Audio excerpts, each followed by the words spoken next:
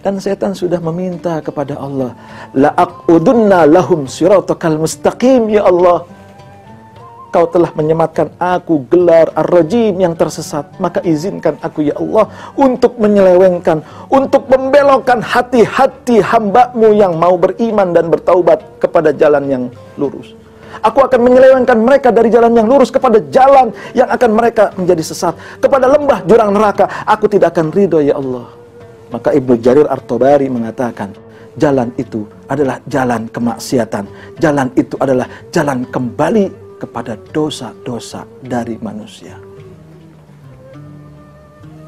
Kita berhijrah bagus, tapi kita harus menjaga hijrah kita. Kita bertaubat bagus, kita harus bertaubat dengan menjaga taubat kita. Dan ingat, jangan pernah menjadi pribadi yang jauh lebih baik dari orang lain. Jangan karena taubat kita lalu kita menyalahkan orang lain yang belum taubat. Jangan sampai kita ketika kita hijrah kita menyalahkan orang-orang lain yang belum berhijrah. Ajak mereka, bukan menyalahkan. Berikan mereka jalan taubat. Ajak mereka menuju Shiratal Mustaqim, jalan yang lurus. Sambil kita terus memantapkan hati kita.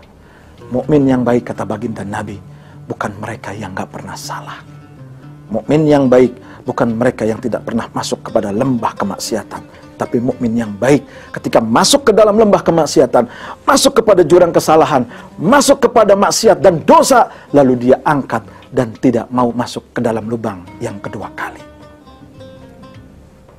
Jadilah kita orang-orang yang bersyukur dengan nikmat ini. Lalu nikmat ini kita jadikan sebagai jalan untuk menuju Allah dengan taubat. Apapun dosa kita, apapun kesalahan kita, Allah pasti akan ampuni. Dan ingat, jangan mempermainkan taubat. Iyakum wa muhaqaratiz dzunub, kata baginda Nabi, jagalah olehmu mempermainkan kembali kepada dosa-dosa, mempermainkan tobat lalu kau berdosa. Jangan pernah kita anggap kecil dosa-dosa kecil. Karena dosa yang kecil semakin lama, semakin besar, semakin lama akan menumpuk. Dan disitulah nanti akan mengundang murka dari Allah Subhanahu wa Ta'ala. Dan dosa inilah yang akan nanti menghempaskan tubuh kita kepada lembah neraka. Bayangkan gambaran neraka karena dosa-dosa kita. Neraka yang paling rendah, neraka yang paling ringan, neraka yang paling kecil, neraka yang paling sempit. Baginda Nabi mencontohkan ketika kita memakai sendal dari neraka. Ini neraka yang paling rendah. Kita pakai sendal di neraka, yang pecah kepala kita, keluar isi kepala kita. Padahal yang nginjek kaki bagian paling bawah dari tubuh kita. Tetapi yang meledak, yang pecah, yang keluar isinya adalah bagian yang paling atas. Apa artinya?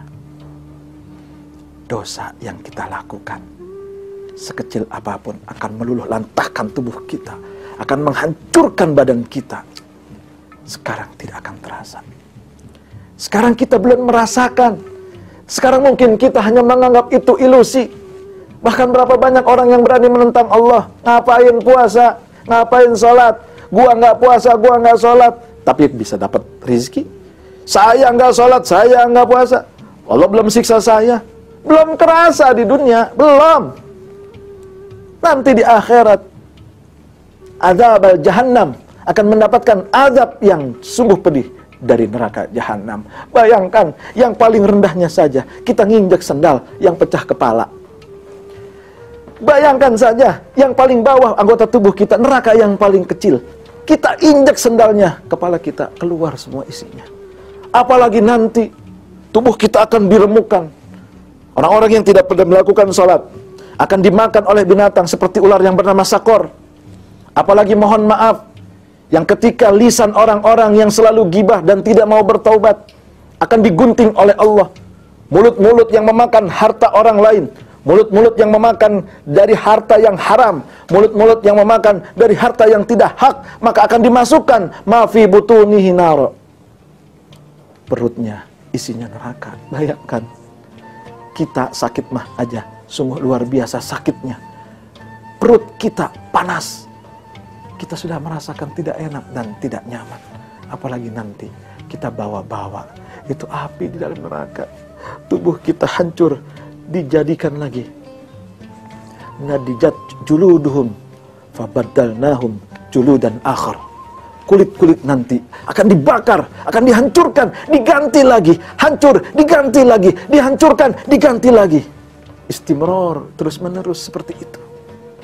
Apakah kita tidak takut? Maka yuk, kita lantunkan istighfar. Kita memohon ampun. Kita bersujud, ya Allah, maafkan dosa-dosaku yang masa lalu. Maafkan kesalahan-kesalahanku yang dahulu. Aku bertaubat kepadamu hari ini, ya Allah.